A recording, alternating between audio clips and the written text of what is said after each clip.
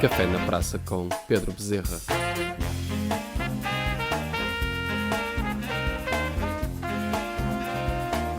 Bem-vindos a Neiva, no Neiva Padel Club, que dispõe de 4 campos cobertos, mantendo-se ativos e saudáveis. Venha visitar-nos e desfrute de um dia repleto de diversão, desporto e boa comida. O Mágico Neiva, o Neiva Padel Club e o Alcazar esperam por si e pela sua família. Não vem. Olá, sejam bem-vindos ao Café na Praça. Hoje comigo tenho o professor e diretor da Escola Superior de Desporto e Lazer do IPVC, Pedro Bezerra.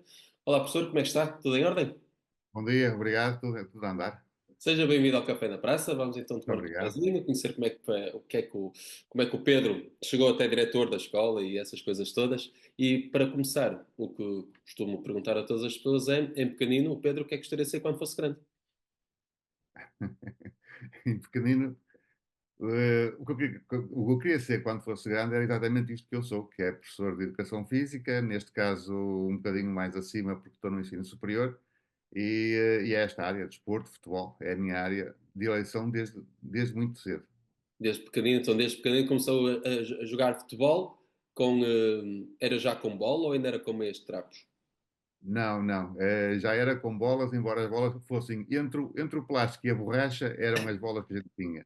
Só mais tarde é que começaram a aparecer as bolas que, enfim, como as duas, ou parecidas com as duas, que não tem nada a ver. Logo a começar no peso, a gente dava uma cabeçada e ficava atordoado com a cabeçada que dava, ficava com as marcas das cozeduras na testa, enfim.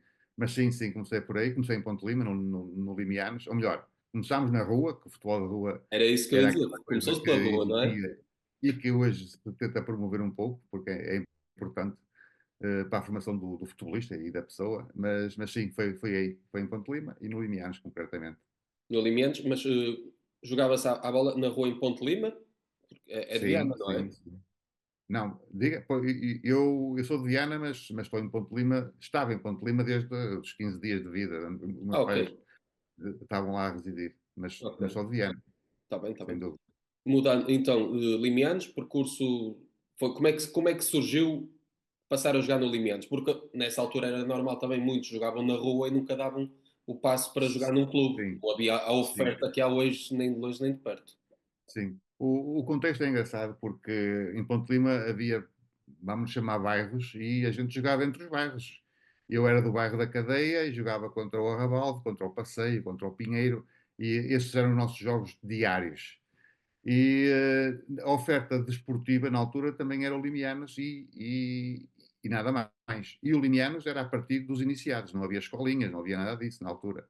E portanto, quando chegou a idade de ir para os iniciados, lá fui eu e muitos outros, e começámos aí a nossa carreira, ou a minha carreira neste caso. E como é que foi a carreira? Foi interessante. O futebol e o contexto todo tem uma escola de vida, sabe?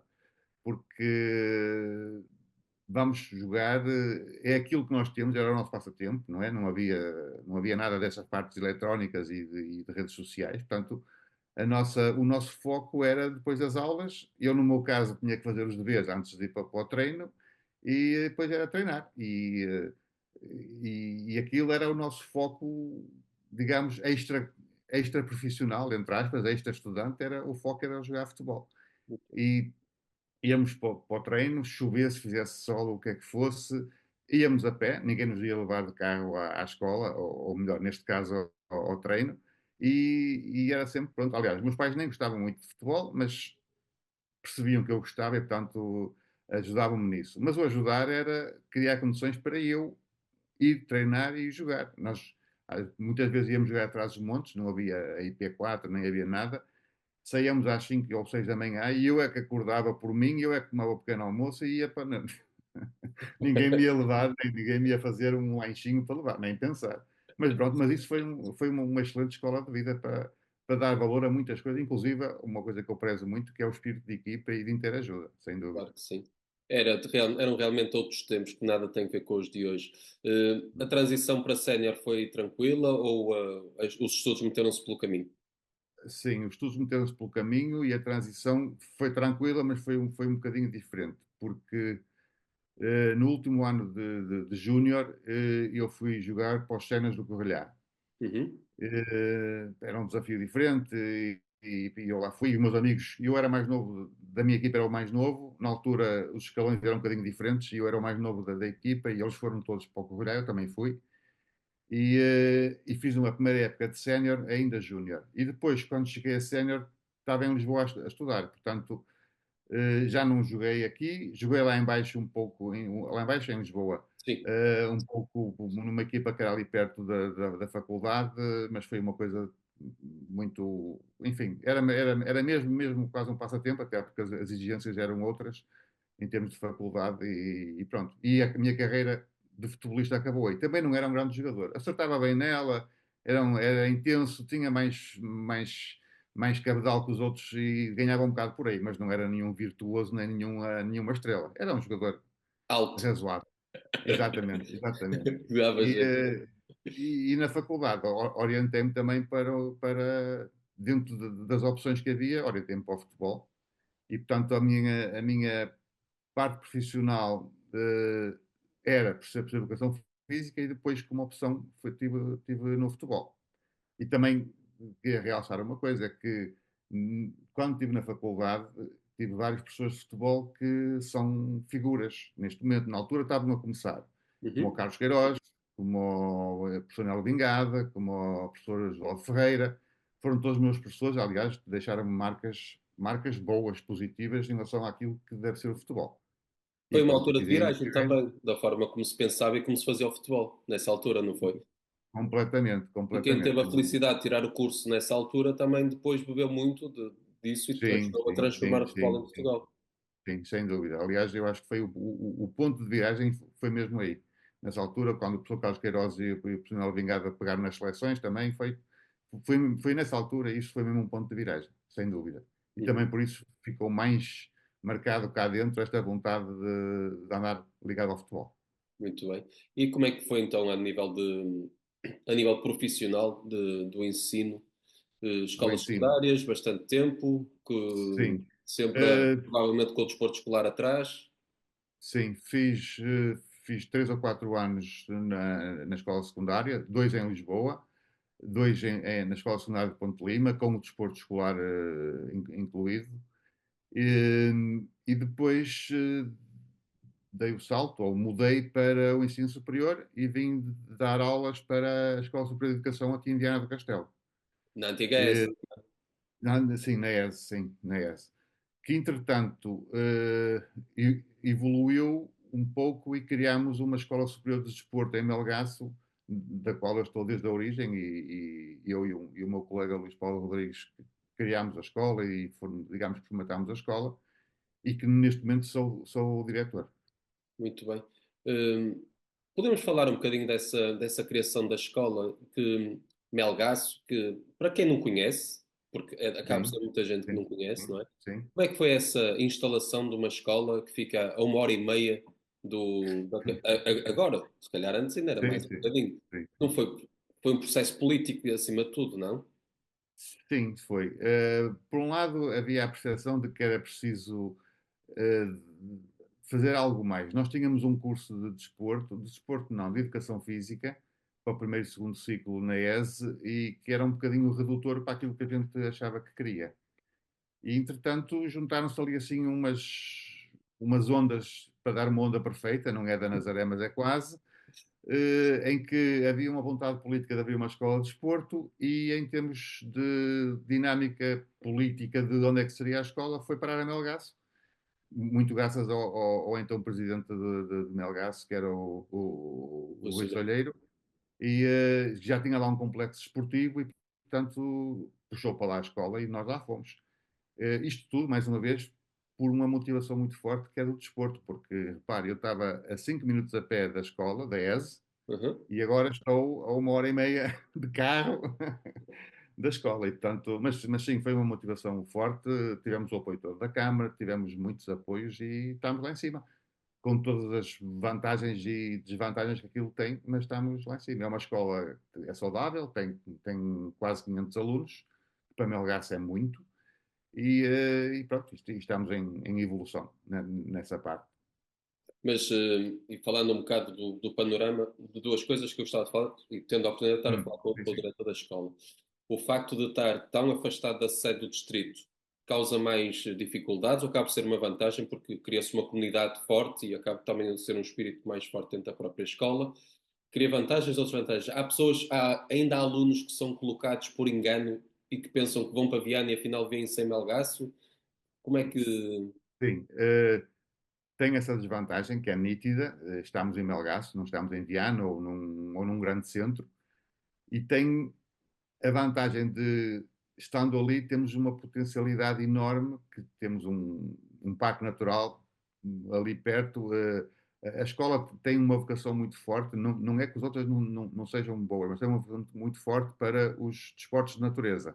E, portanto, temos ali assim, vamos chamar o nosso ginásio, que é o Parque Natural, o Rio Minho, que é muito forte. E, portanto, nesse aspecto é bom. Agora, o aluno vai para Malgaço, não vai para o Porto, não vai para Lisboa, não vai para Coimbra. E o ponto de partida inicial custa um bocadinho. Depois de lá estarem, eles até ficam, até choram quando acabam o curso e por aí fora. Mas o ponto de partida é, e hoje em dia já não, mas no início pensavam que vinham para Viana e depois afinal era em Melgaço, sim.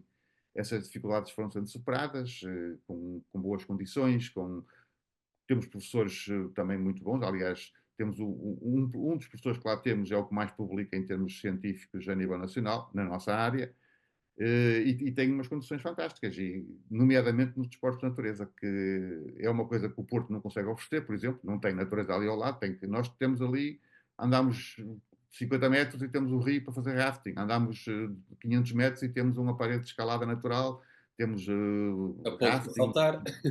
exatamente.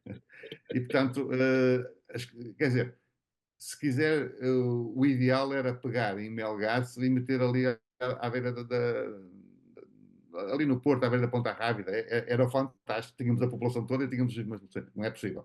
E, portanto, sim, todos os anos a gente tem que fazer muito para captar alunos, obviamente, até porque a oferta é grande e, portanto, mas sim, temos-nos dado bem e temos evoluído. E também quero realçar que o município de Melgaço tem sido excelente connosco, dá-nos as condições todas que nós É possamos uma imaginar. parceria boa de parte a parte, porque a escola traz muita vida a Melgaço e o Melgaço também Exato, sabe disso, de certo.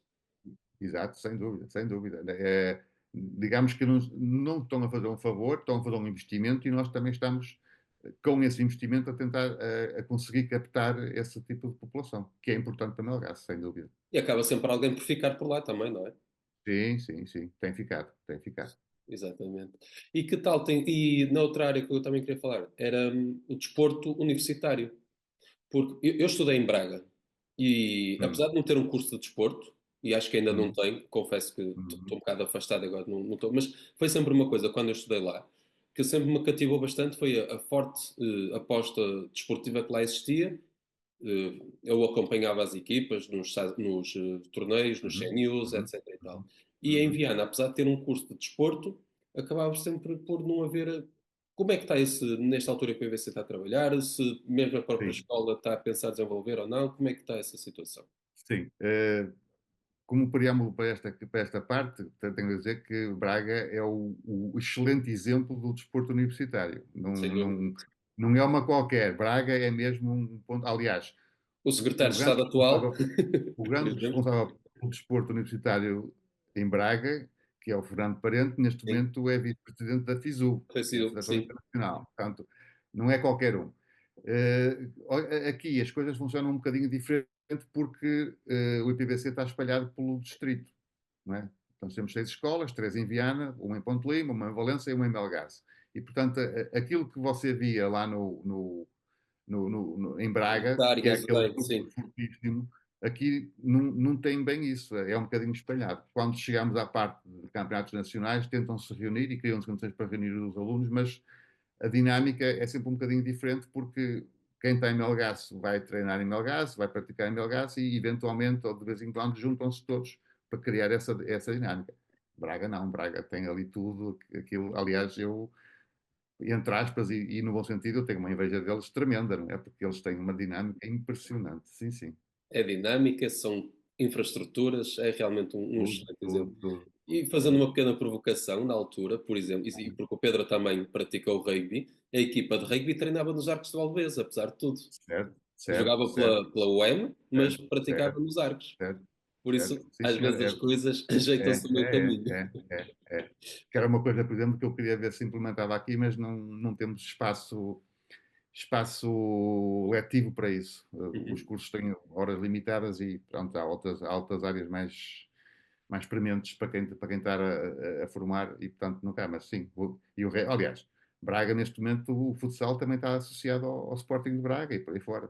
Sim, Portanto, sim. E o eu handball sei. lá vai ser, e o voleibol Sim, feminino sim. pelo Braga, São, sim, fazem são essas um competições. exemplo, um exemplo muito, muito bom. Muito bom.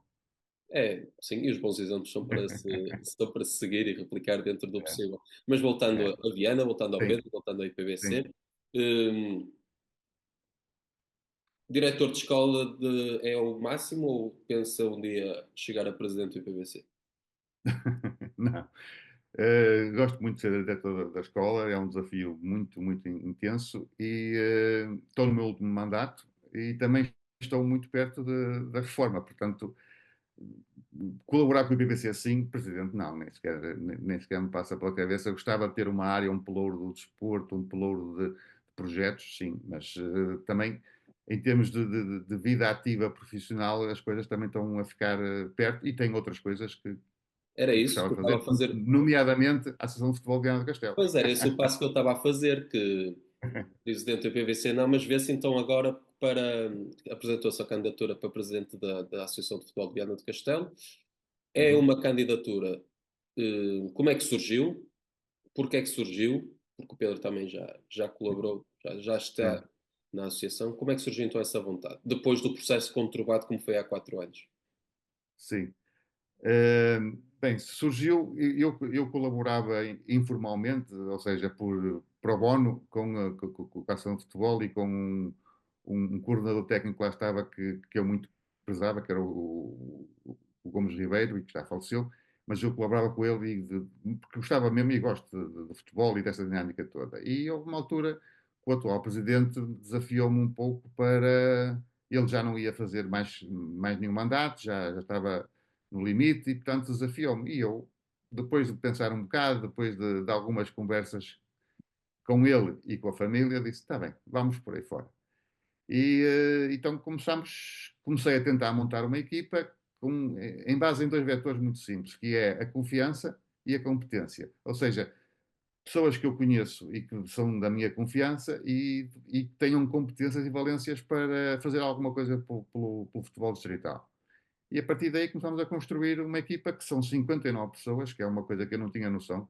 Quando comecei a perceber assim, isto é mesmo muita gente, mas conseguimos criar uma equipa que eu acho que é boa, mas sou o que a montei, portanto pode ser falacioso, mas que tem uma equipa que é muito boa, tem valências várias e tem muita gente que conhece o terreno, que teve experiência regional, nacional, internacional e que estão neste momento disponíveis para ajudar. É um bocado por aí, a ver se a gente consegue dar um salto qualitativo, porque Viana tem potencialmente muito boa gente, muitos bons jogadores, muito boas, mas depois falha aqui uma série de coisas que nós achamos que é importante fazer e dar dinâmica. Vamos ver. Temos andado pelos clubes, temos, entre aspas, vendido as nossas ideias e a nossa equipa. Pronto, e os clubes são a associação, portanto, os clubes é que vão ver se compram ou não compram e se querem ou não querem. E estamos nessa divulgação. E quais são as principais linhas que vende com a vender aos clubes? Bem, há várias coisas daquilo que eu fui conhecendo nos anos em que estive a colaborar com a associação, há várias linhas que precisam de ser melhoradas. Uma tem a ver com a proximidade da associação aos clubes, que é muito parca. Outra tem a ver com um pouco de transparência daquilo que são as decisões, daquilo que existe, daquilo que se faz, porque não, não é a melhor. Ou seja, eu vou dar um exemplo. Quando comecei a pensar nisto, fui ver os estatutos. Os estatutos que estavam no site eram de 2004, salvo erro. É Já estavam provável. mudados, não estavam publicados. Tentei ver atas de decisões, não encontrei nada. Andei a falar com os clubes, eles também não sabem muita coisa. E esse é um ponto que eu quero logo fazer, é tentar pôr as coisas todas clarinhas, aproximar os clubes, conversar com eles. Aliás, outras ideias que eu vou falar a seguir são ideias, mas que têm que ser validadas pelos clubes. Os clubes é que vão dizer se querem ou se não querem, se acham que é pertinente ou não é pertinente, e portanto é um bocadinho por aí. Depois, a associação, na minha perspectiva, tem que ser é um órgão que representa os clubes e que tem que apoiar os clubes. E aquilo que se vai vendo, e fui falando com os clubes todos, são 64 e eu falei com. Faltam-me dois ou três para falar, falei com eles todos. Há ali alguma coisa que parece que é o contrário. A linha que eu prevejo ou que eu queria é que a associação apoiasse os clubes, parece que os clubes é que estão a financiar, a apoiar a associação. E isso eu queria mudar. Há projetos, há apoios, há dinâmicas que se podem criar de ajuda ao clube, porque também queria realçar uma coisa, é que neste momento os clubes vivem pessoas que estão lá porque gostam daquilo. E é um esforço muito grande, porque é ao final do dia, chove ou chuva, não ganham nada com aquilo, e eles também têm que ser acarinhados nesse aspecto. E é um bocado isso que a gente também queria promover e fazer, inclusive é dar-lhes hipóteses deles poderem eh, eh, candidatar, procurar apoios que existem. A Federação de Futebol tem apoios imensos para os clubes. Percebi que uma parte deles nem sabia que existiam programas de apoio, de infraestruturas, de viaturas, de digitalização, de recursos humanos, e não sabiam, e eles existem, e são substanciais, e precisamos de um pouco disso. E depois, queríamos também procurar dar uma dinâmica diferente às competições, porque vou dar um exemplo muito, muito prático, e já aconteceu até recentemente. Um campeonato de sub-15, de iniciados. A equipa que campear, no ano seguinte vai para o Nacional. Acontece que os miúdos que foram campeões, no ano seguinte são juvenis. E, portanto, quem vai para o Nacional é uma equipa que não jogou aquele campeonato, que não está preparada e depois vai para o Nacional vai ter dificuldades. O que é que a gente quer propor aos clubes? Fazer um campeonato, em vez de ser sub-15, ser sub-14. A equipa campeã sub-14 será a melhor, não é? Foi campeã. No ano seguinte vai ao Nacional ainda como sub-15 e, portanto, pode ir com a equipa que foi campeã num trânsito de todos os de escalão. Isto tem algumas nuances que é preciso ver e preparar e fazer, mas pode ser uma forma de as equipas estarem melhor preparadas. Além disso, queríamos tentar fazer campeonatos mais equilibrados. O mais equilibrados é que as equipas possam competir com os seus colegas, os seus adversários, numa plataforma de maior equilíbrio. O que é que eu quero dizer com isto? Quando são equipas de miúdos, a gente chama de fornadas. Há uma fornada que é muito boa e que até foi campeã, e depois a fornada que vem atrás, por algum motivo, não é tão boa, não é? E, portanto, às vezes vemos numa primeira divisão de sub-15 uma equipa que naquele ano não é tão boa e apanha derrotas pesadas, o que é mau até para os miúdos, que para mim é traumático, um miúdo que perde 15-0 é traumático, e naquele ano eles não são tão bons. E vemos equipas na segunda divisão que naquela fornada são bons e também ganham pelo menos 15-0, mas estão na segunda divisão. Se a gente conseguir arranjar aqui um modelo de competição em que naquele ano as melhores equipas compitam entre si, o nível de competição de exigência é maior e, portanto, os miúdos são melhor preparados e evoluem muito mais nesse sentido. É uma proposta que temos já formatada de uma forma muito, muito concreta. Vamos apresentar, se ganharmos, vamos apresentar aos clubes e vamos ver se eles aceitam, porque eles é que são as pessoas do terreno e que sabem isso. E, portanto, vamos um bocado por aí. E depois, queremos apostar em formação barra sensibilização de alunos, de pais, de treinadores, para aquilo que deve ser uma boa prática, para o fair play, para a ética, e nesse aspecto temos, por exemplo, na lista uma variedade de competências enorme. Por exemplo, temos uma companheira de lista que é terapeuta da fala. Terapeuta da fala, o que é que está aqui a fazer? Vai fazer. Ela de uma maneira ou outra, ligada ao futebol e gosta de futebol, mas a profissão dela é ser terapeuta da fala. E ela vai nos ajudar a chegar aos clubes, a ensinar, ou melhor, a melhorar a comunicação, melhorar a interação, melhorar dos miúdos, dos treinadores e dos dirigentes. E vamos andar por aí. Temos um outro elemento da lista, que é o Jorge Machado, é o responsável pelo Comitê de Ética Desportiva Nacional. A vida dele é fazer preleções sobre a ética e sobre fair play por aí fora. E ele está connosco na lista e o que é que nós vamos, entre aspas, usá-lo? Vai andar connosco aqui, não direi de clube em clube, mas pelo menos de vila em vila ou de conselho em conselho, a falar com os pais, a falar com os alunos, a falar com os treinadores sobre esta parte toda, porque isto também tem que ser melhorado e a gente às vezes vê stresses que são desnecessários em absoluto, de coisas que se passam nos jogos e que a gente vai um bocadinho por aí. E é um bocado nesta panóplia. Temos um outro colega de lista que, na sua profissão, é preparar projetos, candidaturas ao Erasmus, e por aí fora. E, portanto, a função dele não vai ser acompanhar os jogos, vai ser preparar, quando houver candidaturas, preparar aquilo, informar os clubes de, olha, há esta hipótese de vocês poderem ser financiados. E é um pouco isto, assim, esta diversidade toda que nos move.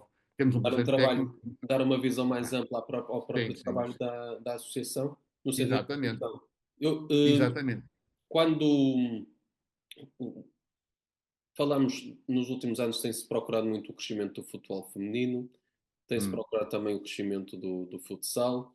Como é que é hum, visto, o Pedro essencialmente só falou e bem da formação, neste pequeno bocadinho, a visão hum. global, do género, as outras, o futebol feminino, o futsal, como é que se consegue fazer um crescimento sustentado destas modalidades todas, quando no fundo todos querem ir para o futebol e felizmente, e quando até temos as outras modalidades todas a dizer que nós não somos o futebol canaliza todos os apoios, hum, sendo até, e a pergunta está a ficar longa e complexa, mas eu Sim, estou a sim, chegar sim, sim. à pergunta que é, apesar de ser uma associação de futebol, também não deveria fazer parte dos clubes terem o cuidado de dizer que, epá, já temos miúdos que cheguem para fazermos um bom trabalho, vamos fazer parcerias com outras modalidades para as outras modalidades também se poderem desenvolver e termos crianças e jovens a desenvolverem-se sustentadamente.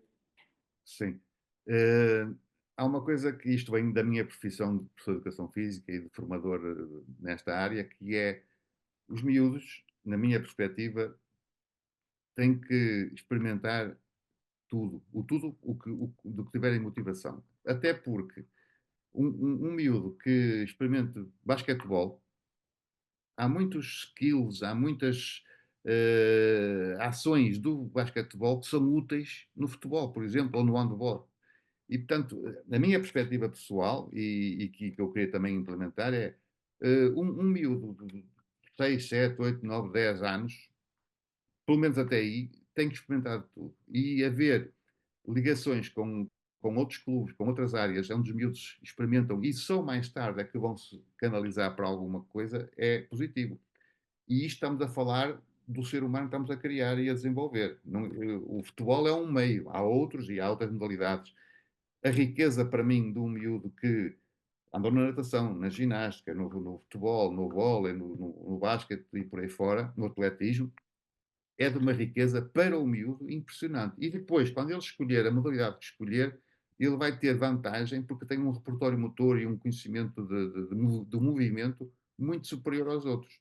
E não é por acaso, há um atleta que você deve se lembrar, um futebolista neste caso, que é do meu tempo, aliás, foi meu colega de curso durante 2 anos, depois desistiu porque era jogador profissional de futebol, que era o Rui Águas. Uhum. O Rui Águas chegou ao futebol aos 18 anos ou aos 17.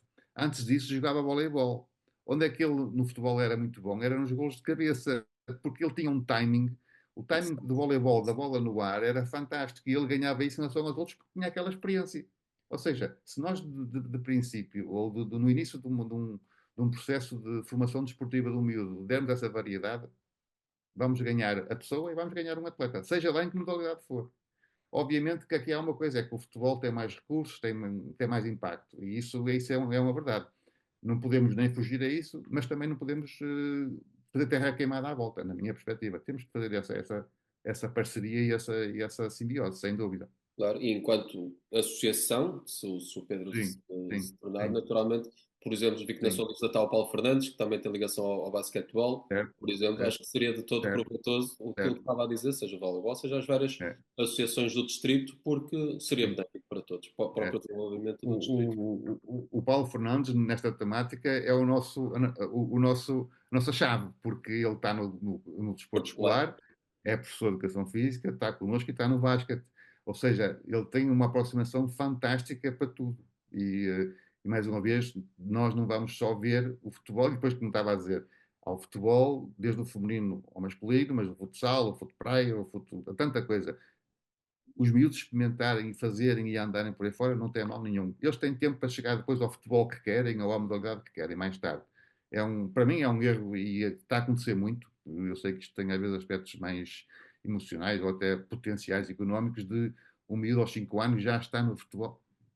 Tudo bem, eu gosto que ele esteja no futebol, mas ele tem que viver outras coisas. Tem que, mas nitidamente tem. Isso é a minha costela de professor de educação física já. Naturalmente. O tempo urge e eu tenho que lhe fazer esta pergunta. Vai Hum. ser nos próximos 4 anos que o distrito vai conseguir ter uma equipa num campeonato profissional? Ou isso não E passa todo pela associação? não, isso não passa de todo, passa pela associação em criar condições para, depois para lá chegar, são outras histórias, porque isso envolve investimentos e apoios, não é? O Virense tem uma SAD, eu não sei muito bem os moldes em que está e como é que se vai desenvolver, mas uma SAD pode ser um bom princípio para isso, mas também é preciso criar bases para que o jogador consiga chegar a um nível competitivo tal que, quando chegar a sénior, possa competir nesses níveis. Ou seja, o papel da associação é criar a base e criar condições para. Depois a evolução tem aspectos económicos muito, muito fortes e muito decisivos para isso. Mas o Uma associação distrito só. teria capacidade? Tem capacidade? Na minha perspectiva, uma equipa na segunda liga e eventualmente na primeira, sim. Mas precisa de criar condições que não se criam de um dia para o outro. Mas sim, sim. Aliás, se você vir um pouco o panorama nacional, nós temos muitos atletas oriundos daqui que estão nas seleções, ainda agora estão 2 miúdas na seleção nacional. Agora, eles aqui assim, o nível competitivo é um bocadinho baixo e escasso. E, portanto, a nossa missão, enquanto associação, é criar condições para que eles se desenvolvam cá. Ao desenvolver cá, estamos a enriquecer também estamos a criar bases para que isso possa evoluir. Eu Senão, pergunto isto porque nós temos Barcelos, a maior sim, de Viana, sim, temos Braga, temos sim, Guimarães, temos Moreira de sim, Cónegos, temos aqui no Minho, não é Alto Minho, sim, no sim, Minho sim, temos sim, muitas sim. equipas em campeonatos profissionais, mas Sim. Neste, passa-se ali a claro. linha do Cávado e Exatamente, exatamente. Aliás, se formos ver a Braga, não tenho a certeza, mas tenho quase a certeza que na primeira divisão o maior número de equipas da primeira divisão são dali daquela região. só, E isso é que dá riqueza. Aliás, há miúdos que por algum motivo foram para o Gil, para o e Braga, para começam o Guimarães, cedo para a o ir, Vizela, cada vez mais e cedo. depois, mas mais tarde, quando voltam aqui à zona, são craques, porque eles eram iguais aos outros que jogavam aqui assim. A questão é que eles tiveram uma vivência e uma competição, uma exigência tão grande que dá-lhes uma boa bagagem. E quando eles voltam para cá, são muito mais valias. Se nós conseguirmos dar essa bagagem aqui, é melhor para toda a gente, inclusive para os pais. Sim, e principalmente para os pais. Ui. Sem dúvida, sem Sem dúvida. dúvida nenhuma. Pedro, estava a falar de individualidades. Temos Jorge Mendes, temos agora o Pedro Neto, o Trincão, etc. e tal. Treinadores também temos dos principais treinadores e continua a faltar então essa equipa na Primeira Liga, na Primeira Certo, Divisão, nos campeonatos certo, profissionais. Mas mais importante certo. que isso, é o trabalho da associação em tornar os clubes mais sustentáveis entre si. Eu dou um Sustentável. caso muito concreto. Hum, E o tempo está a terminar, mas é para ser muito breve. Este ano hum, foi a primeira vez em anos que não temos uma equipa sénior como o Neves a participar nos campeonatos distritais.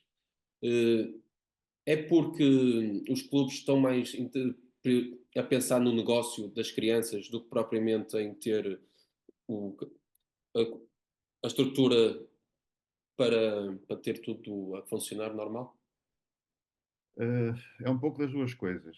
Eu não vou falar de Neves porque não conheço o caso concreto, mas em abstrato é um pouco das duas coisas. A pressão, mais uma vez, dos clubes que estão aqui perto, na linha do Cávado, Eles vêm buscar miúdos com 6 anos aqui a Viana, que é uma coisa impressionante. E isso afeta.